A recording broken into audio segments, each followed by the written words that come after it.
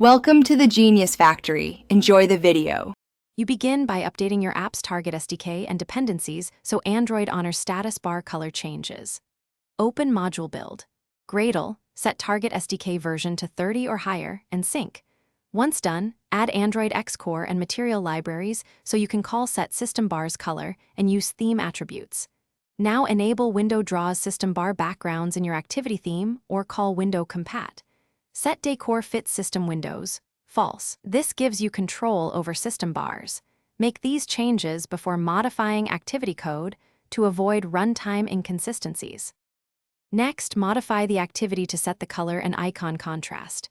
In onCreate, call window. Status bar color equals context compat. Get color this R color, status bar color to apply a color immediately. Then, for readable icons, request light or dark status bar icons, use window, decor view. System UI visibility or, on 30+, window insets controller compat. Set system bar's appearance. Make sure to add conditional checks for API 2129 versus 30+, because behavior and available APIs differ. This approach finish by aligning theme XML with runtime changes so the color persists.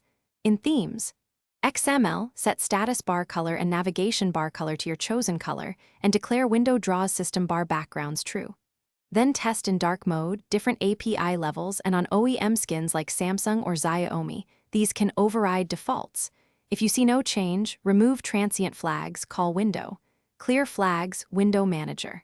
Layout params. Flag draws system bar backgrounds, then reapply status bar color and UI visibility.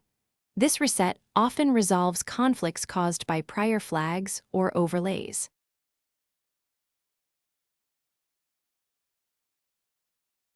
Thanks for watching. If you found this helpful, don't forget to like and subscribe.